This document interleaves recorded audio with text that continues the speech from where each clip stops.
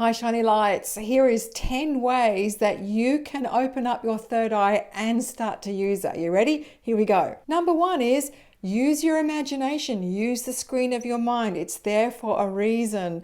And once you learn to understand the difference between imagination and real intuition, you can start to use those images and interpret them so that they can be of benefit to you and others. Number 2, create a mantra. Instead of going, I can't see anything, I don't know what I'm looking at, turn it around and go, I am clairvoyant. I can see.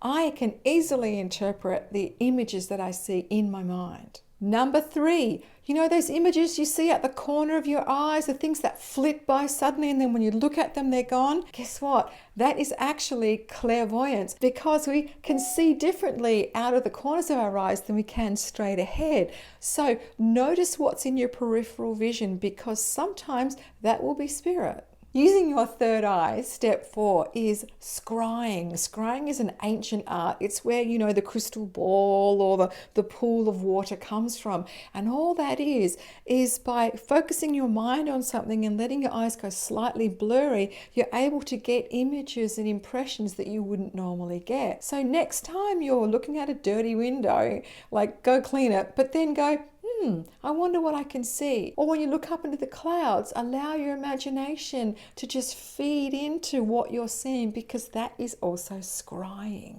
Tip number 5, daydream. This is the best place to daydream, and if you ever got told off by your teacher for zoning out, clairvoyance is best used when we're in that daydreamy state. So next time you're off on a daydream, take notice, because it could be your intuitive messages and your third eye giving you the inspiration and the images that you need. Because clairvoyance is translated in the same part of the brain as imagination. That's why the two go hand in hand.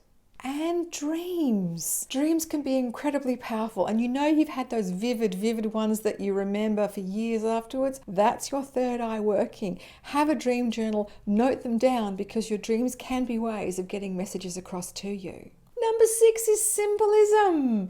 So we're all used to using oracle cards. We're all used to knowing what this means and what that means. But I encourage you to get your own catalogue, your own list of things of what it means. Because after all, your spirit guides, your psychic ability depends on what's already in your noggin. So start to feel into, if you get a symbol, think, what does that mean for me? Because that's your interpretation and that's the most powerful. Number 7, love-hate relationship with the old magic eye vision. Oh my goodness, I can never see those things. But they can be really handy to play with those visual puzzles. You know the magic eyes, the ones that you kind of look at and then suddenly, oh, it's a dolphin. Those magic eye ones teach you how to see differently, see in another way, use your eyes and your vision out of the box. And that's the kind of skills that we need when we want to work on our third eye. Number 8, dim the lights. If you want to use your third eye, your clairvoyance, it's best in dim light. That's where we see auras better for anyway. If you're trying to look at auras or energy around things,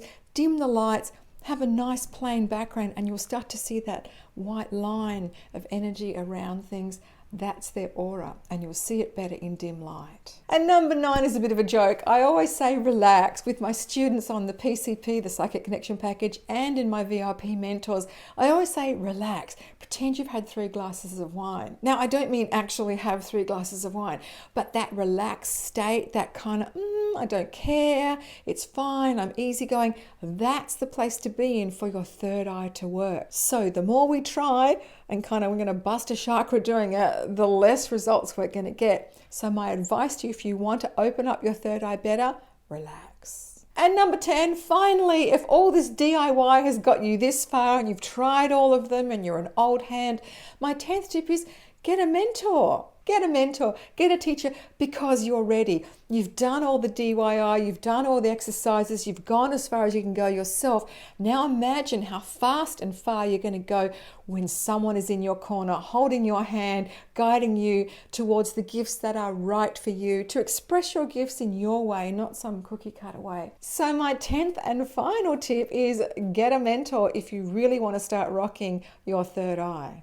And if you want to check that out, send me a message, hit reply, we can have a chat. Meanwhile, thank you for letting me be your psychic mentor for today. And if you like this video, do hit subscribe, ding, that bell so you get a notification of every single video I do, and shine your light no matter what.